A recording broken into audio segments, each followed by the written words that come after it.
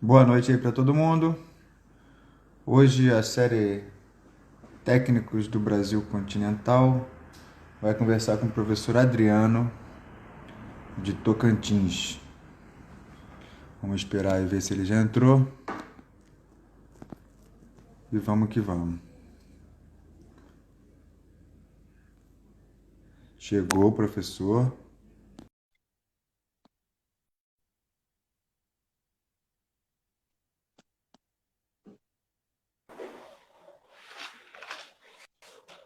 Boa noite, professor Adriano. Opa, boa noite, Marcelo. Tudo Tudo bem bem? com você? Tranquilo? Tudo tranquilo. Joia. Eu tô te ouvindo bem, mas não tô te vendo.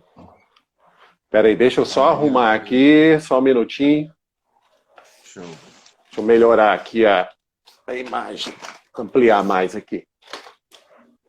Peraí.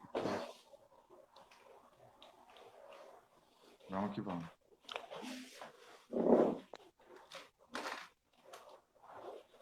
Melhorou? Cara, eu não tô te vendo. Eu queria saber do pessoal aí se o pessoal tá conseguindo ver legal os dois, tá ouvindo legal os dois. Dá um ok aí, Mas você não que é tá me isso que vendo em eu preciso. nada? Não, tô te ouvindo bem, tô vendo uma foto transformando. Aí não consigo. Havia. Ah, tá. Tá Através meio que do parado. esporte. É um cabelo bonito assim, engomadinho, com gel. É isso Uai, que eu tô vendo. Mas não você, tá parada, tá igual uma foto. vou sair de novo aqui, aí entrar. Beleza, show, valeu. É, todo mundo não tá vendo. Eu vi que o cabelo tá bonito, agora vamos ver.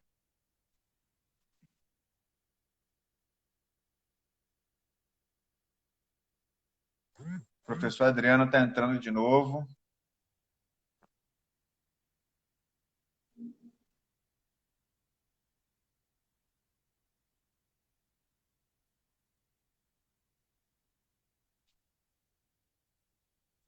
Aí,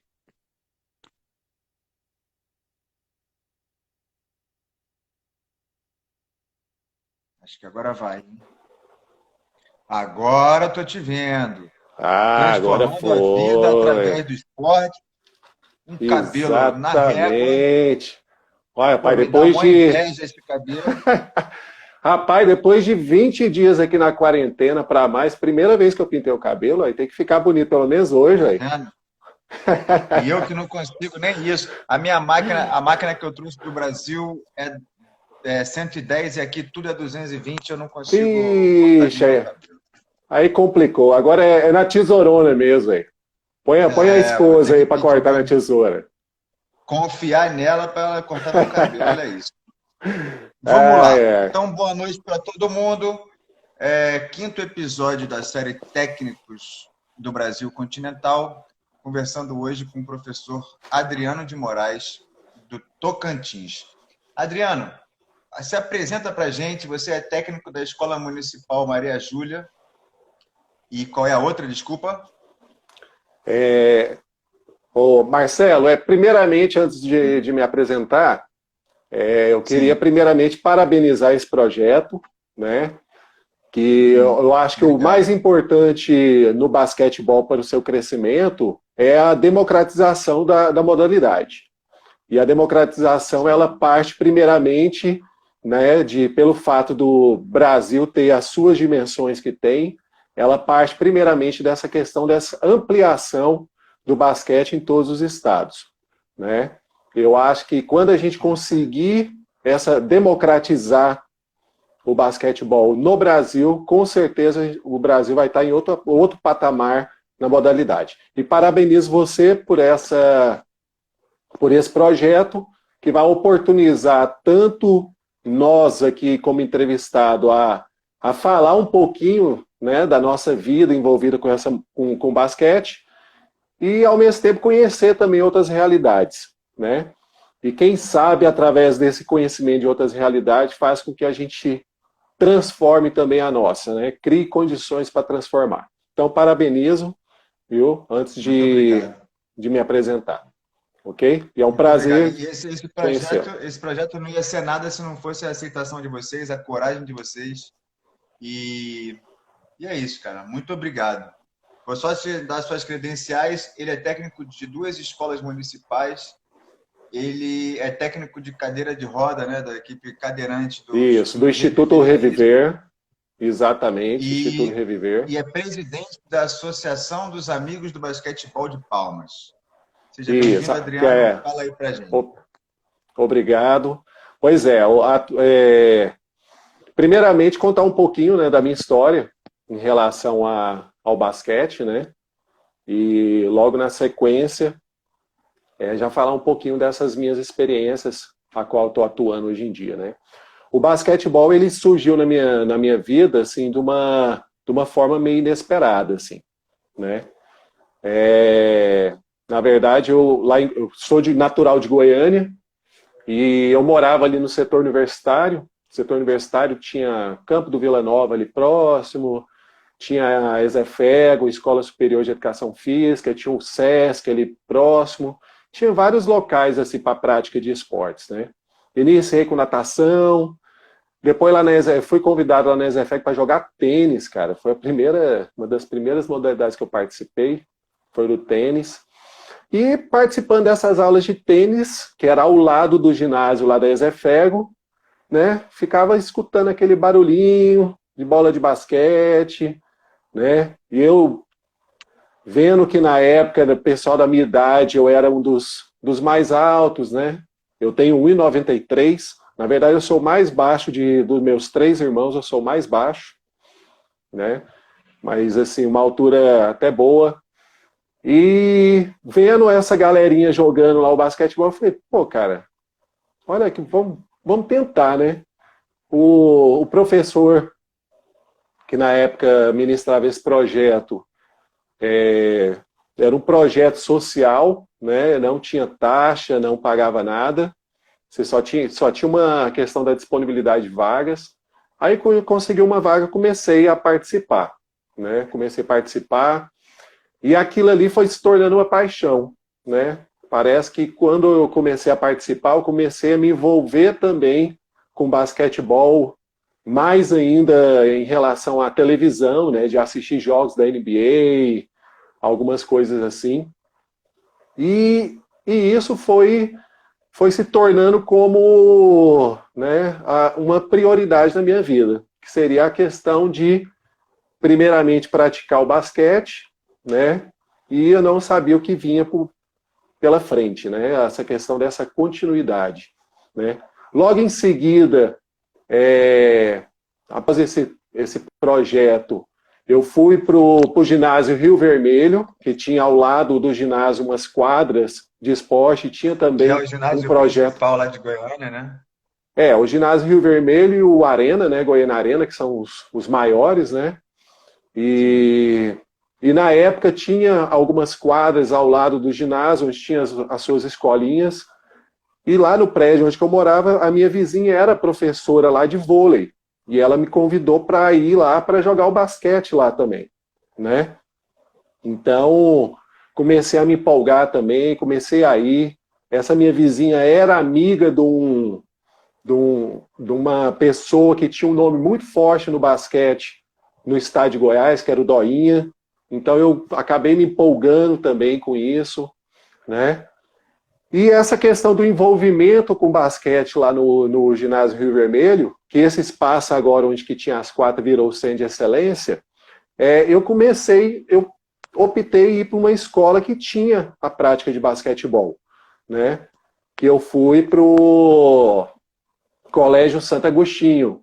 E eu fiz o ensino médio no Colégio Santo Agostinho. Inclusive até lá que eu conheci o Santiago, né? A equipe de basquete do Colégio Santo Agostinho era muito forte, né, na época.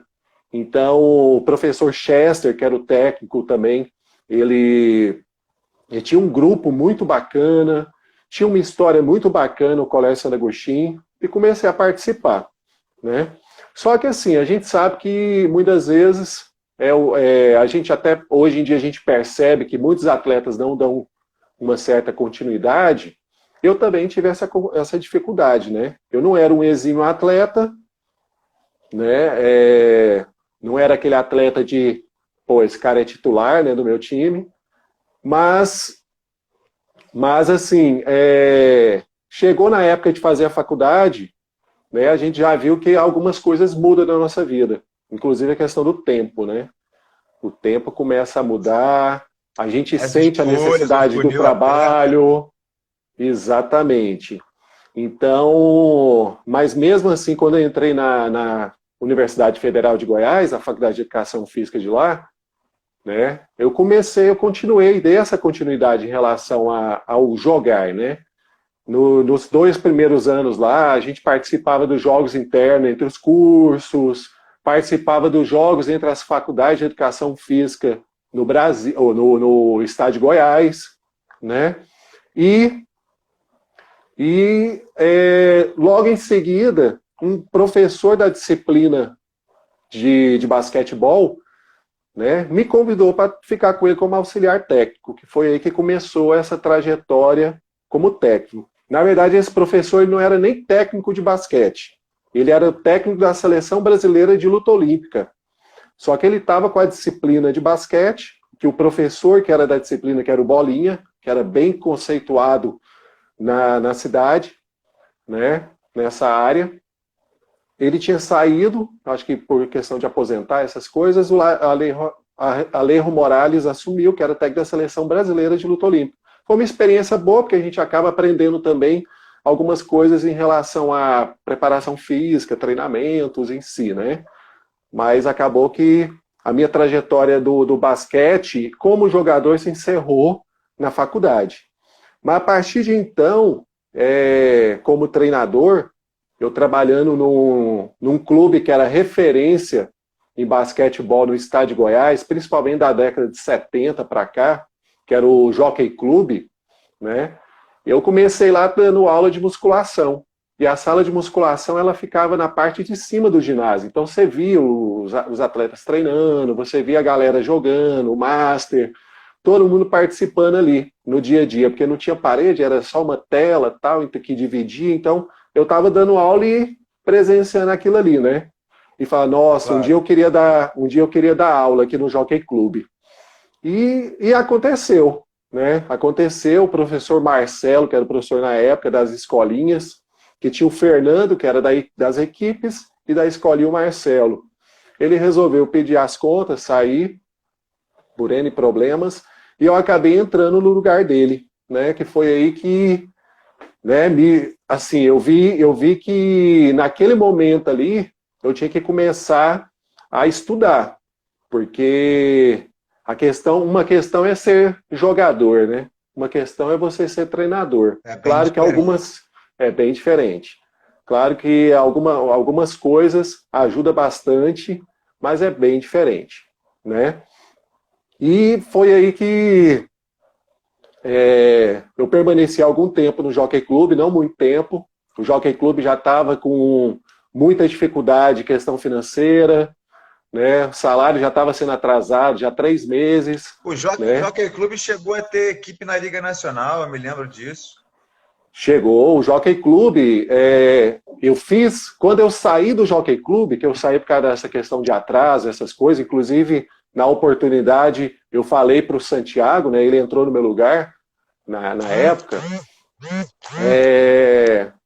Após a saída, né? Porque assim, quando eu estava no Jockey Clube, a gente via que o basquete realmente em Goiás estava na UTI, né? Vamos dizer assim, pela toda a história que o estado de Goiás teve na época, né? E aí eu resolvi investir nessa área de políticas públicas. Então, quando eu larguei lá, eu continuei trabalhando na parte de musculação em outros lugares, e a minha monografia foi sobre políticas públicas. Eu falei sobre políticas públicas do esporte, o caso do basquetebol no âmbito de Goiânia, né, do estado de Goiás. E foi aí que eu analisei algumas coisas que contribuem bastante com a minha prática hoje em dia, né? Eu sei que a gente vai falar um pouquinho de Tocantins, mas eu estou contando um pouco da minha história, né? Não, assim, os estados se fundem, né? Porque o Tocantins passou a existir depois de Era 88 e, pô, isso. você deve ser mais velho do que isso. Era Então, praticamente uma coisa só, né? por mais que você tivesse nascido lá, você foi um tempo goiano, né? Então não tem Claro, jeito. claro. Claro, Claro. a gente até brinca que Vamos informar, aqui era quintal de Goiás, né? Mas que virou um estado, né? Mas enfim, aí eu comecei a mexer com políticas públicas e estudei a história do basquetebol de Goiás, que isso aí fez com que eu mudasse muita coisa em relação a meu pensamento, em relação até a própria política pública de esporte, né? Na época tinha um projeto grande lá que chamava Draulas Vaz, que atendia quase 20 mil pessoas. Quando você ia ver o relatório assim, de pessoas praticando basquete, tinha 200 das 20 mil. Né? E o basquetebol no estado de Goiás, ele aconteceu uma coisa muito legal na época, na década de 70. Né? Eles trouxeram atletas da seleção brasileira na época e distribuíram entre os clubes. O estado trouxe esses legal. atletas, distribuiu entre os clubes. Eles ficavam vinculados a uma universidade ou à Secretaria de Esportes para também receber um pouco mais no salário. Só que a contrapartida é que eles tinham que dar aula para a categoria de base. A contrapartida era essa. Então, nessa época, com algumas fatos históricos dessa época, a gente percebe, tem alguns relatos que tinha mais de 3 mil praticantes de basquetebol só em Goiânia, na época, né? Então, assim, da categoria de base, que era um número significativo também, né? Isso.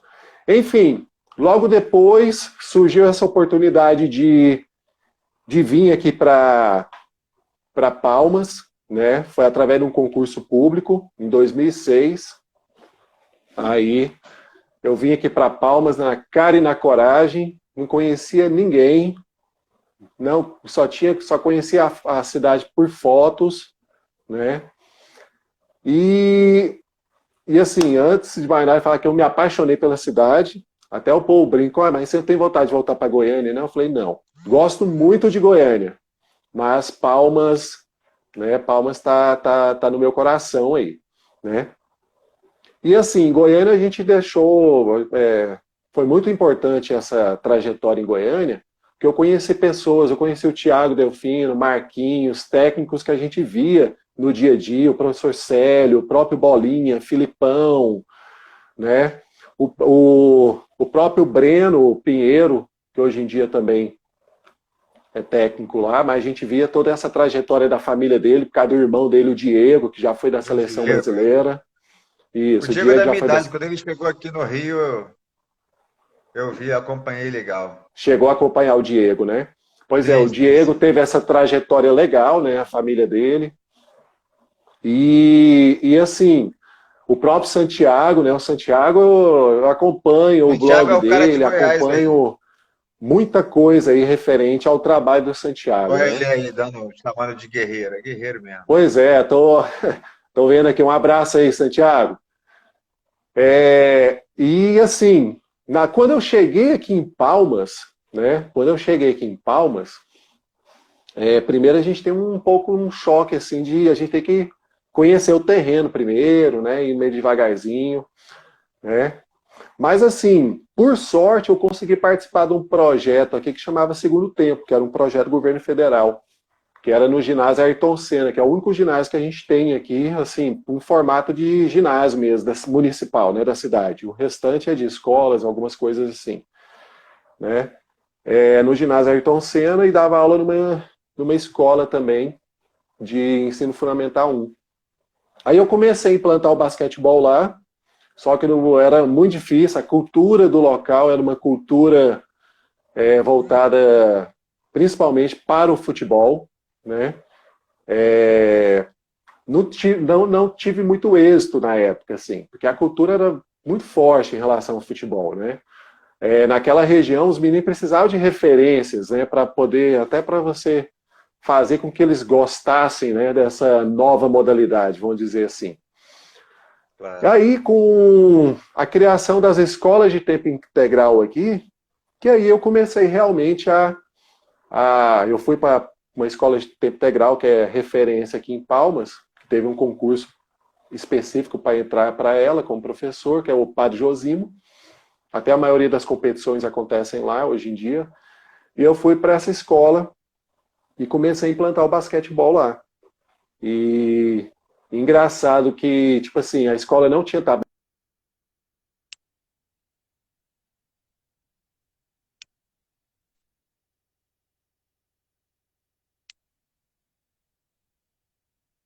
Calma aí que eu perdi.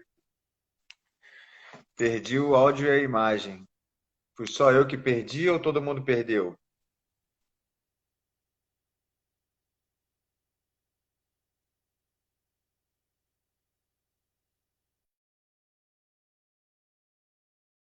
Volta todo mundo de novo. Aí ele já foi, ele fez. Vamos ver se é com ele ou se é comigo. Fica aí, galera. Vamos esperar aqui que o professor Adriano vai voltar.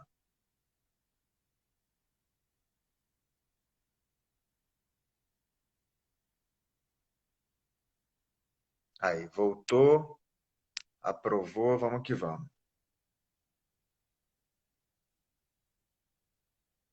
Aí. Voltou, Voltou? voltou. Pois é.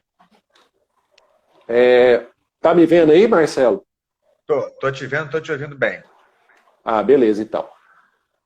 Bom, beleza. Aí eu comecei nessa escola, a gente não tinha tabela, eu fui atrás de 2 aros, né? Coloquei numas colunas lá e começamos esse trem de basquetebol. Foi meu primeiro contato basquete aqui em Palmas.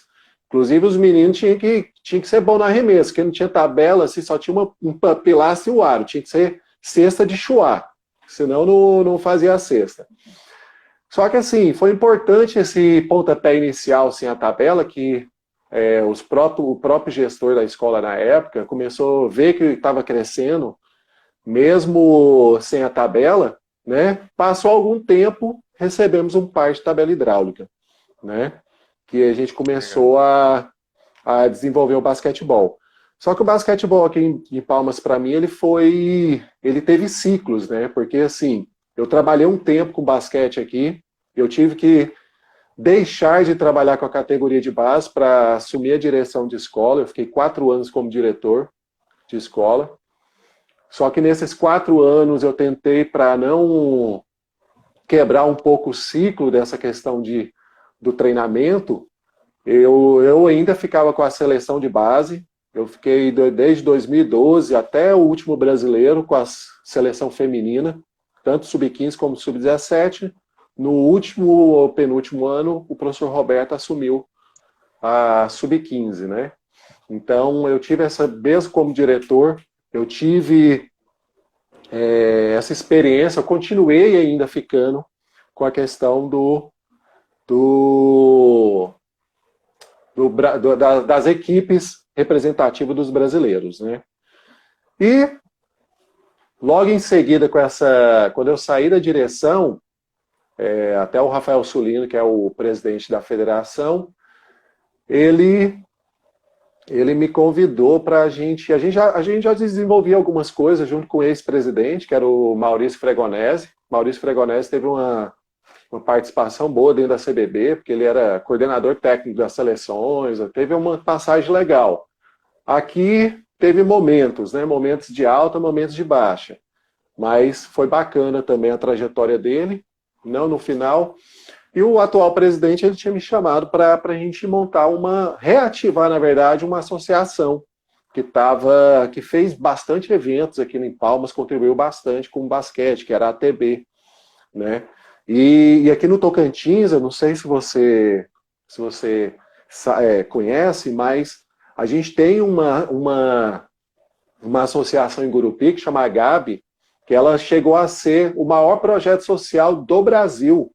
A Gabi, há alguns anos atrás, há mais de 10 anos atrás, ela conseguiu pôr num jogo. O padrinho do meu filho, que foi técnico do Botafogo de feminino há muito tempo, ele foi para um torneio, acho que nessa cidade aí em Gurupi, Deve ter sido. aproximadamente, sei lá, 2006, por aí, não sei. Foi Deve por ter sido aí. mais ou menos por essa época. E ele voltou falando Inclusive, muito bem. sim, era um galpão gigantesco, com 3 quadras, tinha toda uma estrutura. Pra você ver, a equipe da Gabi Sub-12 conseguiu levar mais de 5 mil pessoas 5 mil pessoas no ginásio de Gurupi, num jogo entre Agabe e Flamengo. O Gui Voz mesmo, o Guilherme conhece muito essa história da Agabe. Ele recebeu atletas de lá, né? Ele recebeu... O Ricardo Sobral, que também foi técnico feminino muito bom, está aqui falando que 5 atletas jogaram com ele. Lá da Agabe, né? Isso. Sim. Ele foi técnico do Flamengo, do Grajaú. Isso, a Gabi tinha a Índia foi referência na época, a Renata, tinha uma galera muito boa mesmo da Gabi, né? Então, ela foi vice, até o Luiz aí, o presidente da TB tá falando, a Gabi foi vice-campeã sul-americana, sub-13, no ano de 2000, legal, né? Então tem uma história legal aqui no Tocantins do basquete, né? Só faltou ter aquela continuidade e o seu crescimento, né? Hoje em dia, após eu e o Sulino a gente reativar a associação, a ATB, que hoje em dia é presidida pelo Luiz, né, e está também com bastante atletas, eu fundei, quando o Sulino assumiu a federação, eu fundei uma associação, que é essa aqui que está atrás, que é a ABP, né? A ABP surgiu há 3 anos atrás. Ela é como se fosse uma extensão do projeto que era da outra associação. A gente apenas separou e criou ficou duas, né, em regiões distintas da cidade. Hoje em dia eu atendo, são 176 crianças. Eu só trabalho nas categorias até o sub-17, porque a minha intenção com a associação era fazer com que esses atletas crescessem juntos, né? Crescessem juntos e a gente chegar numa categoria adulta futuramente, esse grupo que está sendo formado, né? E a gente está conseguindo. Grande parte desses atletas, eles estudam nas escolas que eu estou como treinador, né? Que é na Escola Maria Júlia e no Raquel de Queiroz. Raquel de Queiroz, isso. Eles estudam lá, a gente conseguiu um feito legal em 2018. 2018, né, o projeto tem aí 3 anos, 4 anos lá com a escola. Em 2018, a gente conseguiu ir para a gente ganhou os jogos escolares aqui no masculino e feminino, na categoria 12 a 14. Conseguimos ir para Manaus, jogar a regional, né? Conseguimos a regional, ficamos em segundo lugar. Pará em primeiro, a gente em segundo, e fomos para o Nacional. Né? Fomos para o Nacional lá em Natal, e o que eu achei engraçado lá em Natal, das categorias de 12 a 14, que das 12 equipes finalistas de todo o Brasil, a equipe lá da minha escola, Maria Júlia, era a única escola pública. Né? Eu achei legal esse ponto. Porque nas escolas particulares a gente sabe que tem um incentivo de bolsas, atletas são atraídos... Isso, claro. Treinam em clubes e representam a escola, né? A gente sabe disso. Então, assim, tipo assim, eu achei um feito muito legal que me motivou mais ainda, né? Tentar o crescimento. Claro. Eu acho que eu estou falando muito, né, Marcelo? Não. É isso mesmo, é a apresentação, é isso que eu queria entender. Já tem um monte de nomes, um monte de coisa. Fala para mim como é que é a organização do basquetebol aí em Tocantins, assim. Tem muito no interior, é mais escola, tem clube, tem adulto, tem master, tem universitário. Como é que é isso? Dá um panorama geral aí pra gente. Bom, aqui no Tocantins, nesses últimos anos aqui que a gente vem vivendo, né, a gente percebeu que, na verdade... os jogos escolares, de repente, na categoria 15 a 17, dá aí 11 equipes, né? 11 equipes. Muitas vezes, não são equipes com uma qualidade técnica, né? Muitas equipes são dos institutos federais. Os institutos federais aqui realmente têm equipes, tanto em Paraíso, em Porto Nacional e aqui em Palmas, com o professor Peri, né? O ano passado, quem foi campeão dos Jogos Escolares foi uma equipe de Tocantinópolis, que é lá no Bico do Papagaio, fica mais de 800 quilômetros. É mais perto Goiânia de Palmas do que Palmas de Tocantinópolis, pra você ver a distância deles em relação a...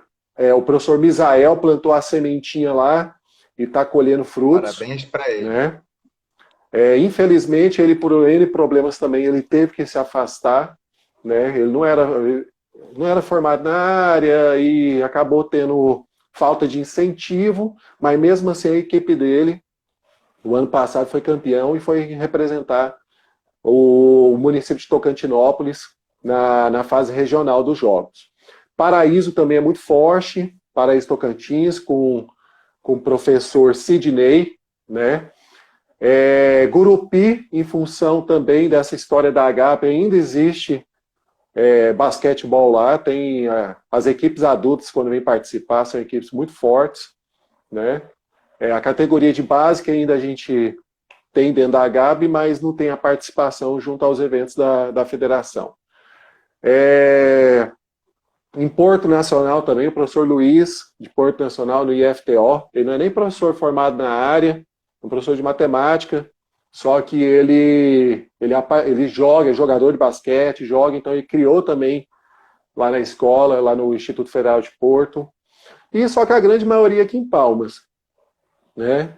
Aqui a grande maioria em Palmas, a gente tem o professor Roberto, que faz um excelente trabalho. O professor Roberto, ele conseguiu levar uma atleta para a Seleção Brasileira Escolar, né? Foi a primeira, eu acho que pelo menos assim, dentro da história que eu conheço, a primeira menina aqui do Tocantins, atleta na categoria feminina, a participar de uma seleção brasileira. E ela compôs a Seleção Brasileira Escolar, que eles escolheram entre as melhores, né, na época.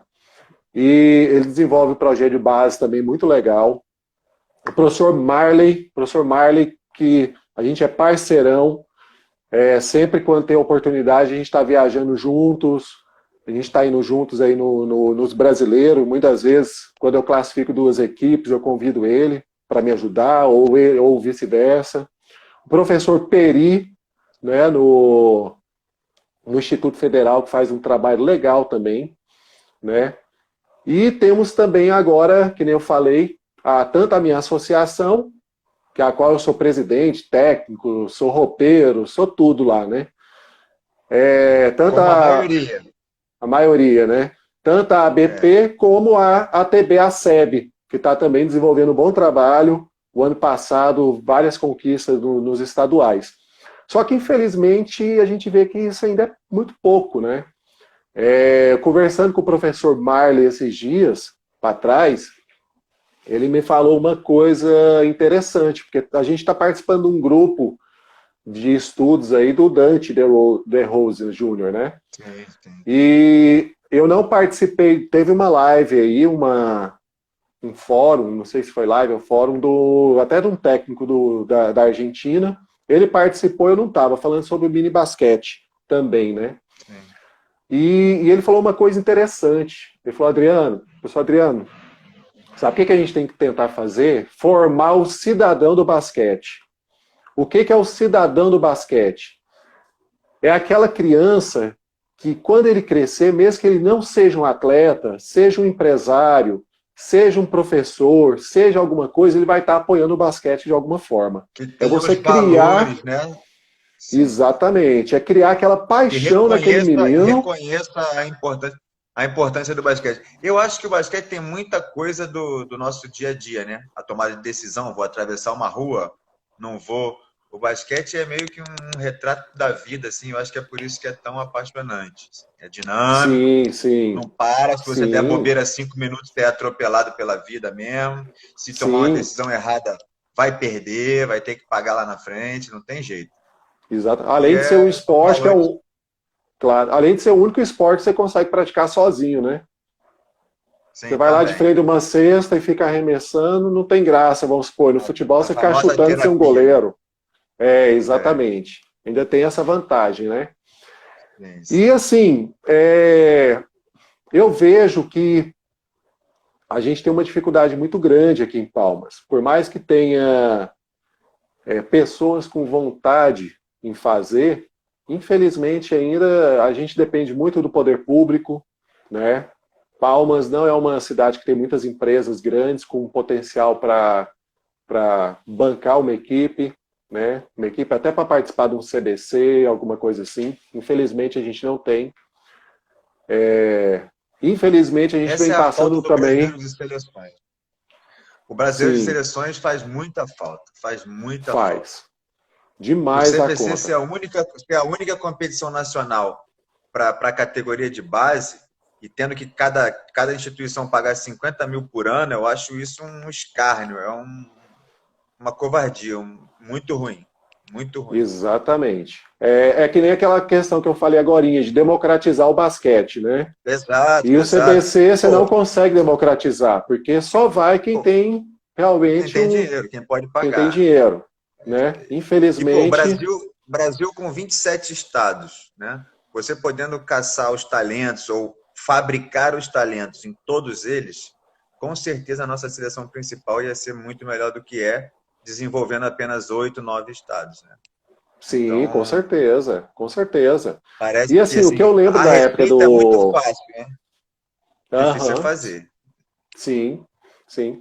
E o brasileiro de base, eu acho que o mais importante também, até para nós treinadores, é que a gente tinha algumas palestras, algumas clínicas no próprio brasileiro de Claro. base, né? Cara, era a Então, hora assim, de eu tenho não algumas precisar, em vez de pessoas, levar até o Tocantins, até o Roraima, levar o brasileiro de base. Esse técnico disseminava pelo resto do estado dele.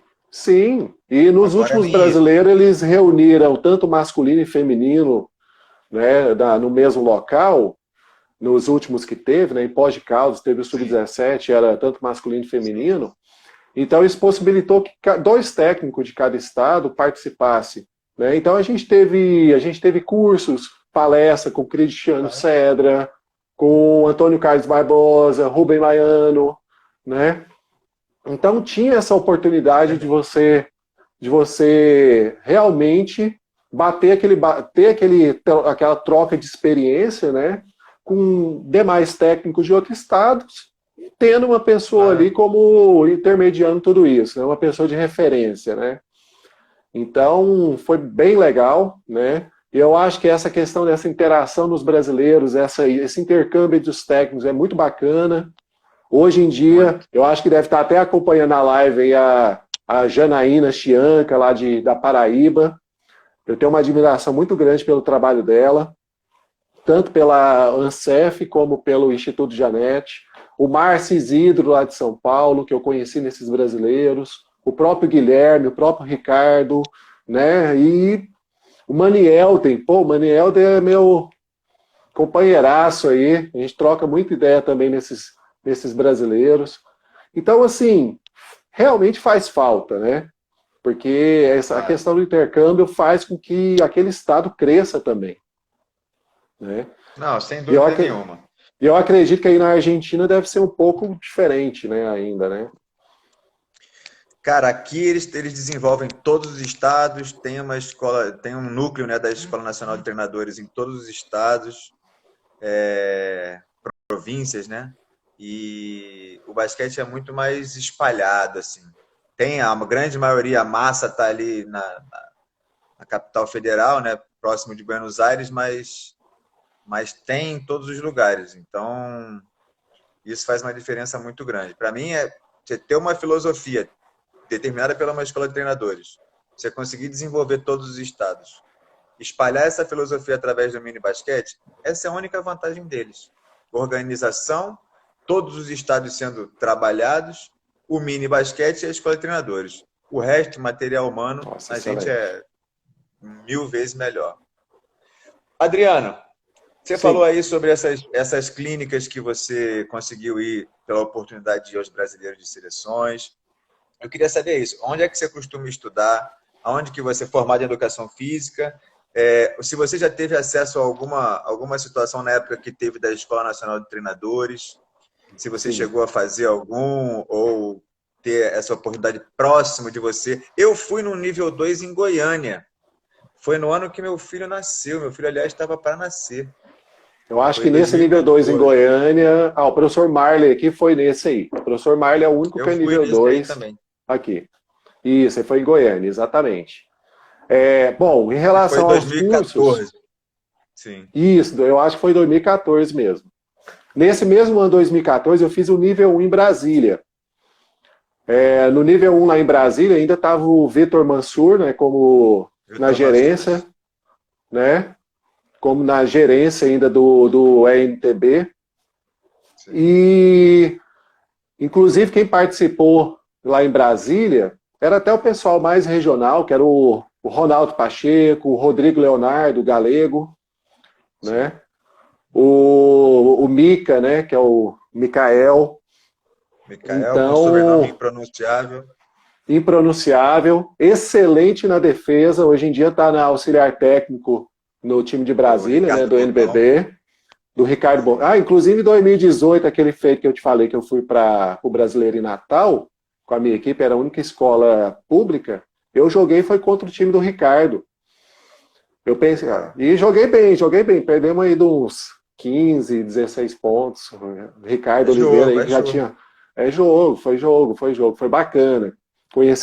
Já tinha escutado o Ricardo através do lance livre, né, do projeto dele. Sim. E outros feitos também, né? E jogar contra uma pessoa que a gente tem uma referência também é bem bacana, né? Muito legal. E o mais o que eu costumo estudar. Sempre quando eu ia nesses brasileiros, eu levava um HD. Eu tenho um HD aqui de 2 TB.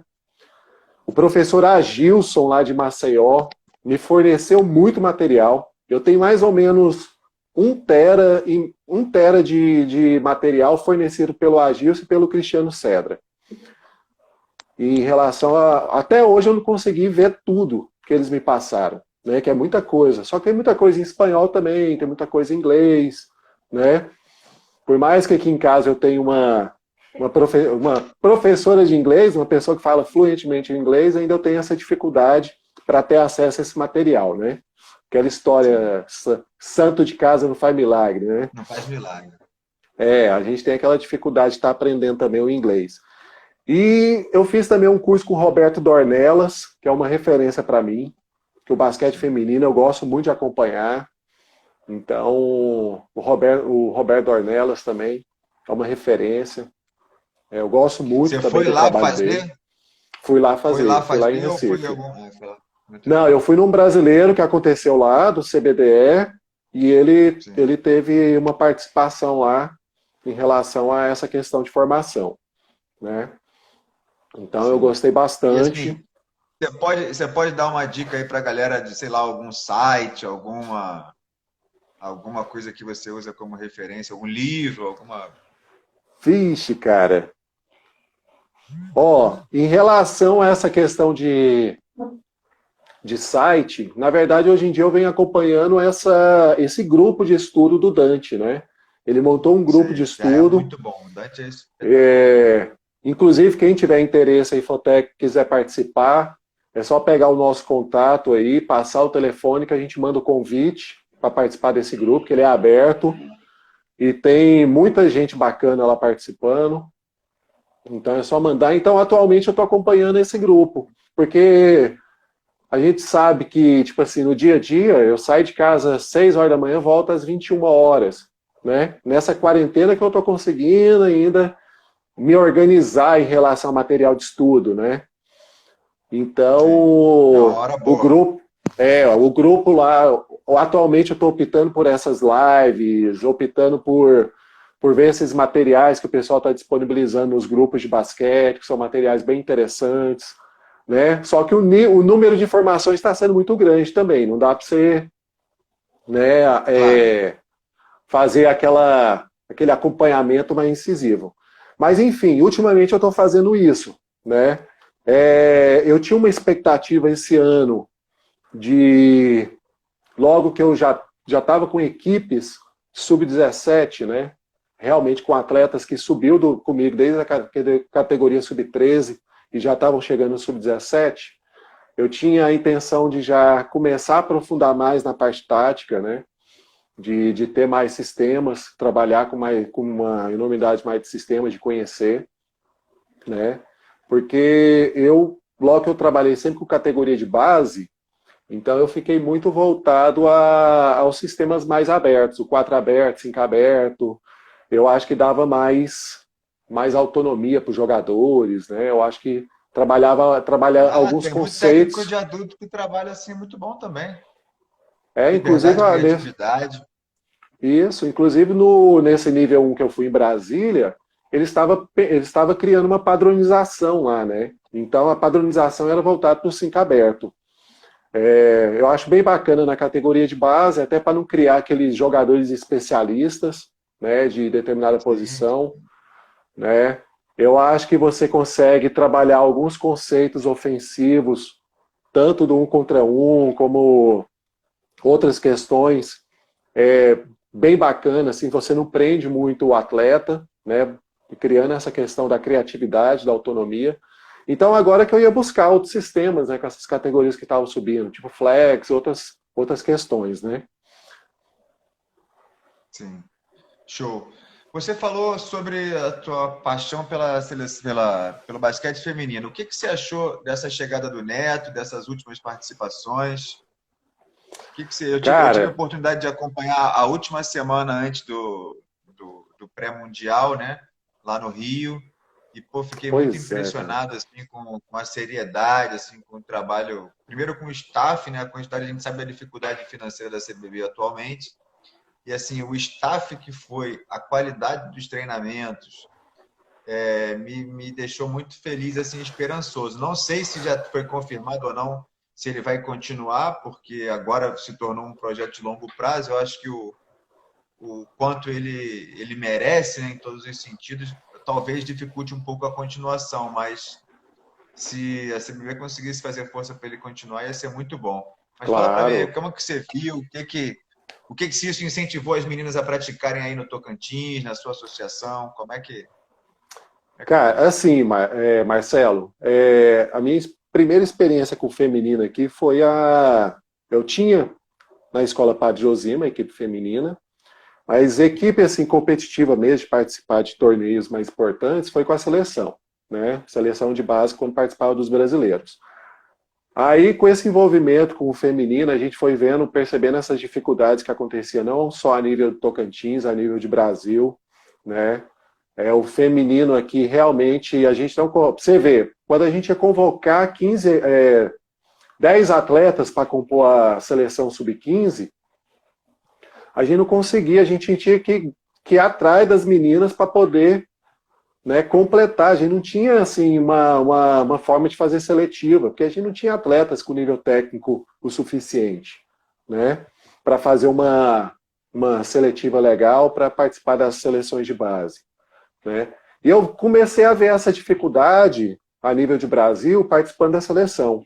Aí quando eu retornei para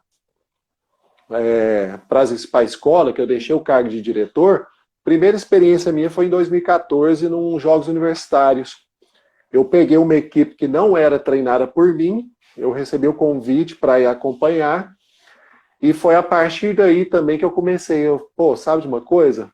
Vou começar a trabalhar, focar mais no feminino, né? Foi quando, retornando desse campeonato, eu tentei montar um grupo de universitárias para a gente treinar, tantas minhas da seleção. Eu ia pegando de tudo qualquer lugar, convidando meninas para participar, né? Era mais ou menos um momento de lazer com treino. A intenção no início era essa, porque muitos já tinham compromissos, né? Então, a princípio, eu tentei conquistar nessa questão do prazer de voltar a jogar, de estar ali participando, para depois a gente trabalhar com uma proposta mais concreta em relação ao treinamento, né? A gente conseguiu avançar bastante, assim, com a equipe da Universidade Federal daqui. Já no meu projeto, na associação, a gente tem bastante o feminino. Inclusive, nesses últimos anos, nas competições da federação, a gente vem tendo bastante êxito em relação aos resultados com o feminino, né? Mas, assim, é uma luta, cara. É muito difícil. É muito Eu sei. difícil.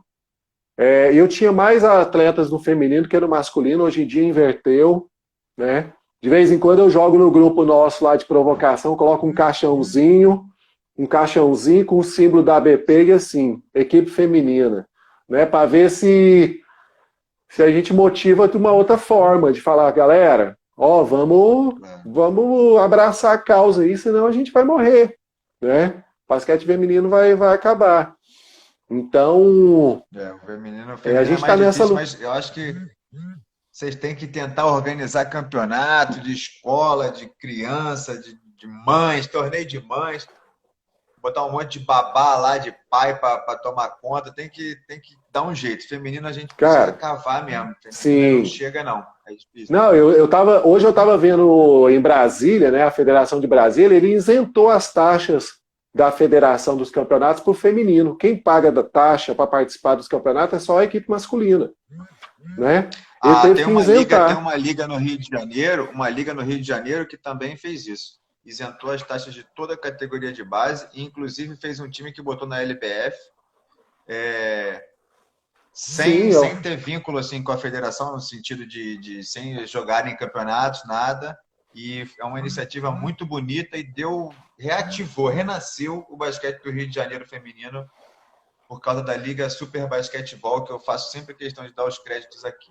Adriano, vamos lá. A gente já estamos oi, entrando nos 10 minutos finais. simbora. Um time de NBB que você gosta de ver e por quê? Cara, eu vou puxar um pouco pro meu lado goiano, viu?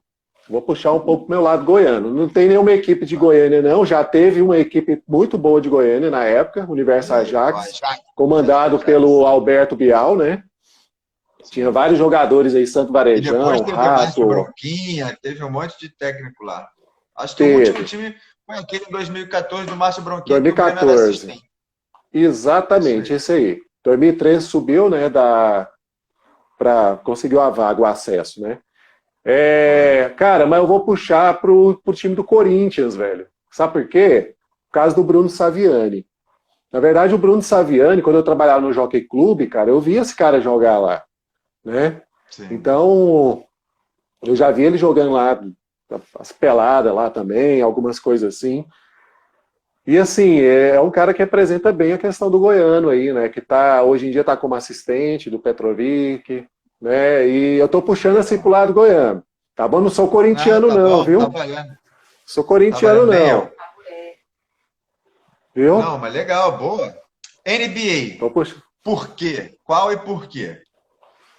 Cara, eu sou Chicago Bulls. Eu acho que assim como a nossa geração, né? Galera que já tá aí chegando nos 40 ou já tá nos 40, né? Teve uma vivência muito grande em relação ao Chicago, né? Na época da nossa adolescência, infância e adolescência, né? Aquele excelente time. Eu sou Tal de Chicago Michael Bulls, Jordan. tal de Michael Jordan, era impressionante. Eu sou Chicago Bulls, mas eu acompanho muito o jogo do San Antonio Spurs. Mas Também gosto dele. Parte tática. Sim. em função do Greg Popovich, é a única equipe que a parte tática é muito evidente. Inclusive, o atleta que é o mais... Já posso falar do atleta também? Você ia Claro. perguntar de um atleta da NBA? Não, eu queria saber qual time você gosta de ver e por quê. Mas o porquê pode ser por Então... causa de um atleta, ué.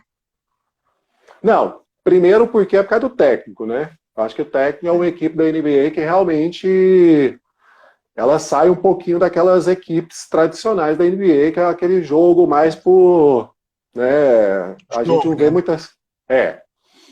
Sim.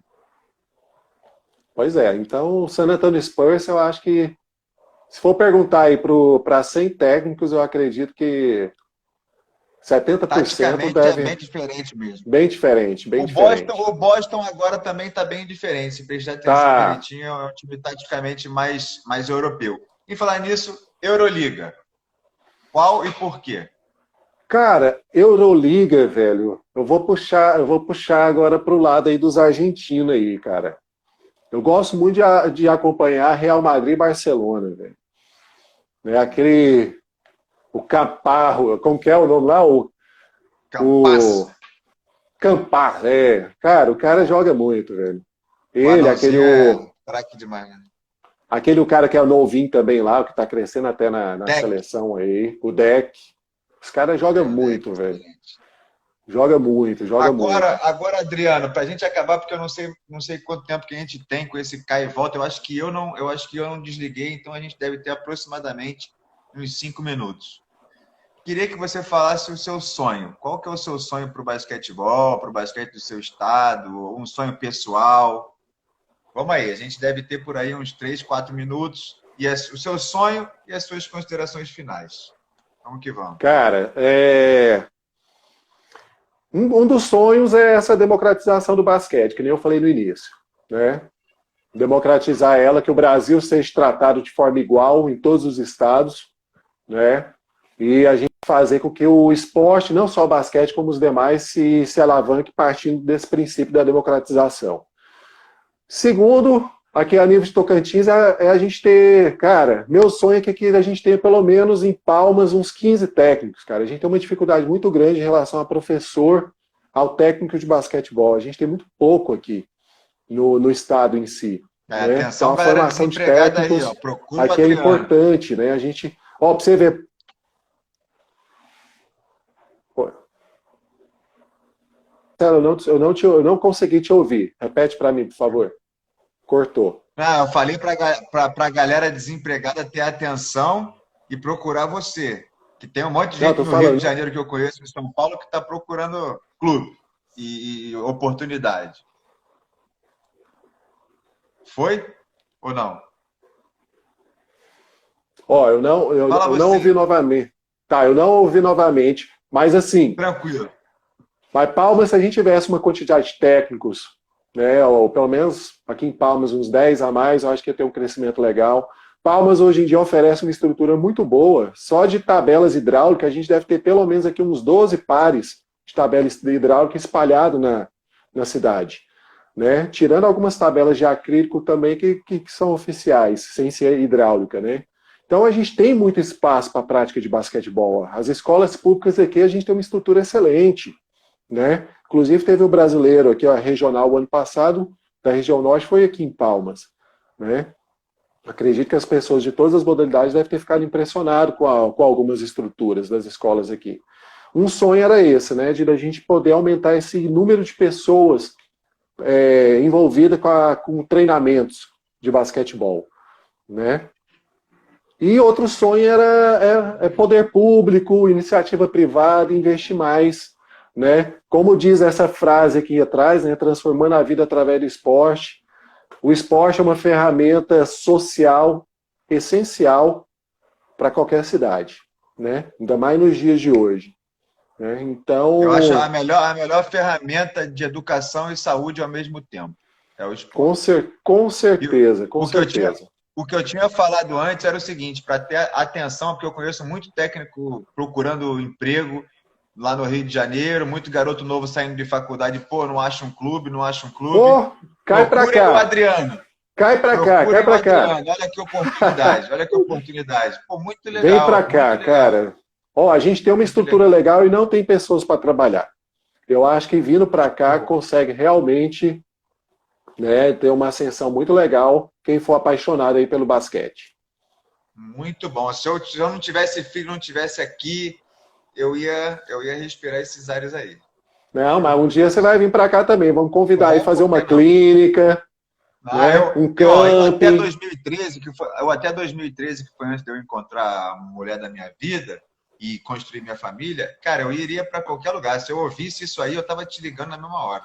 Sério mesmo. E eu tinha 33 anos já. Saquei. E, cara, vamos aí. A gente deve ter mais uns 40 segundos por aí.